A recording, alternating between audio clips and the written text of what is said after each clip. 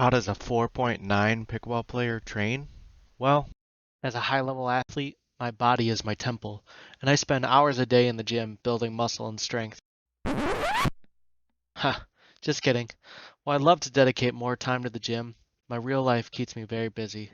6 months ago, I became a dad, and between working full-time and pursuing a master's program part-time, having free time is a luxury that's very rare for me. So instead of hitting the gym, I make every minute count by focusing on what's helped me improve so quickly along my pickleball journey so far. Time on court, drilling. This is Rise to 5-5.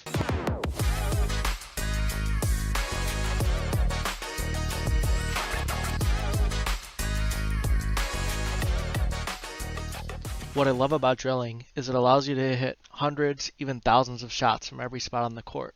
I can work on a particular shot, like a reset for example, which I may get 3 to 5 a game, but in 10 minutes drilling, I can hit the shot 100 times and start to build that muscle memory much faster than playing rec games. If you want to get to the next level, you have to start drilling.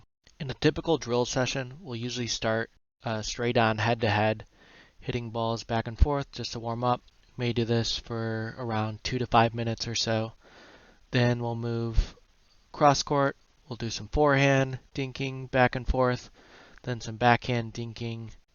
We'll do that for around 2 to 5 minutes as well, each side. Then we'll come back together straight across from each other and start working on our hands.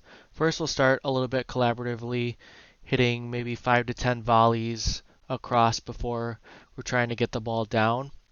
Just starting to warm up the feel of volleying. Then we'll start to incorporate some speed ups into it and counters, trying to see if we can get the ball down past our opponent, working on putting the ball away, also countering and also resetting. We'll do this for about 5 minutes as well. After a quick water break, we come back together and play what is probably my favorite game. I call it mini skinny. Each player starts at the kitchen line, and the goal of the game is to put the ball away past your opponent. But you have to keep it to the skinny singles court, so the ball can't go out of bounds, obviously, and you don't want it to go across the center line either. Sometimes Mitch and I play a little loose with the center line rule because there are times in the game where you would take a ball on your opponent's side, so we go off what is realistic for a game. Also, it's okay if the ball goes past the kitchen line. Anything is in play as well. Speed ups, ernies, lobs, even ATPs. After you win a point, the person who wins moves to the next spot and the loser stays. This is a really good way to get a lot of looks at the kitchen line from all 4 spots, straight on from the left and the right side, and also cross court on the forehand and backhand side.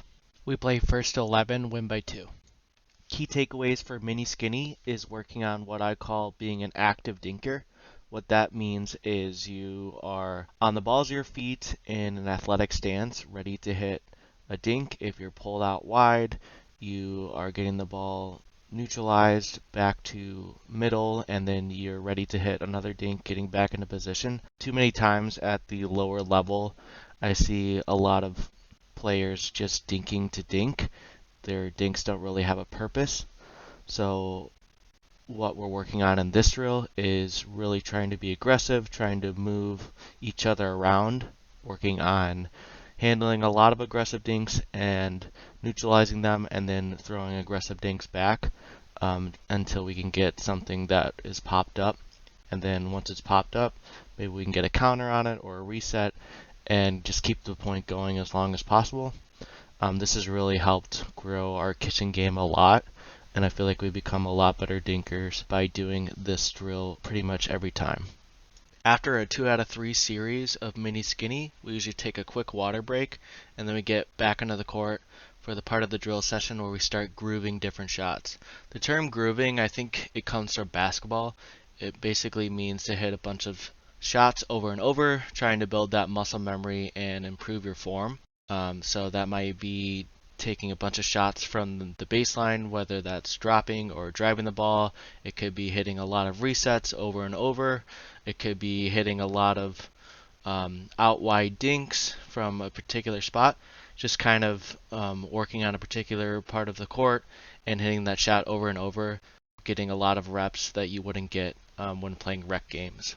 It just kind of depends on what we feel we need to work on. that particular week or what we felt was lacking or needed a little bit more tuning in the games that we played the prior week. For this particular drill session, we're feeling pretty good about getting to the kitchen at a high consistency, so felt good about our drops and our resets.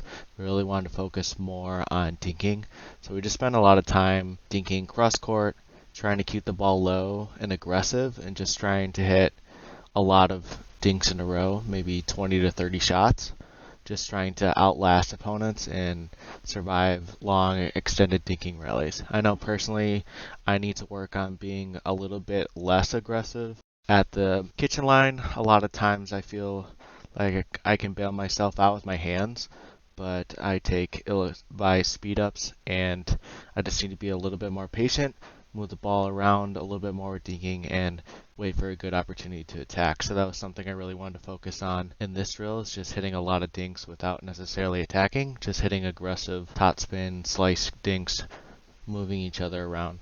After the grouping portion, then we might spend some time working on a new shot or skill. Last week we were working on off the bounce speed ups, just trying to get a lot more consistent at getting those in the court. We may work on ATPs, for example, or ATP defenses. We might work on reading Ernie opportunities. Early on when we were developing two-handed backhand dinks, this was like a good opportunity to hit a lot of those kind of shots, kind of getting a feel of what could work and what's the right style for you when hitting a particular shot. Something that's not quite ready to debut in a game, this is a good opportunity to try that out here in this part of the drill session. And then usually we end our drill session by doing some sort of full court movement, moving all the way from baseline to kitchen. So that could be playing a game or two or three of skinny singles, so getting some serve and returns involved, and then working our way to the kitchen. Another one that we like to do is a pretty popular drill, which is 7-11. So one person starts at the kitchen line, one person starts at the baseline, and you're feeding the person at the baseline, and you're trying to get to the kitchen, and then you're playing out that point. Person at the baseline is trying to get to the 7 before the person at the kitchen gets to 11. We also do a variation of this one where instead of just an underhand feed, we might start with an overhead. Makes it a little bit more tricky for the person at the baseline, but it's a good opportunity to work on digging out overheads and kind of starting the point with a little bit of fire. Ideally, if we can, we'd like to, at this point of our drill session, find someone who is in the facility to play some rec games with us. So in a perfect world, it'd be like drilling for like an hour and a half, playing games for an hour or a half hour to end the drill session, kind of putting together everything that we've learned in a more cohesive way. If you made it this far, thanks for sticking around. Let me know in the comments which drills you guys like to do and what else you'd like to see from the series going forward. Thanks, and see you next time on the Rise to 5-5.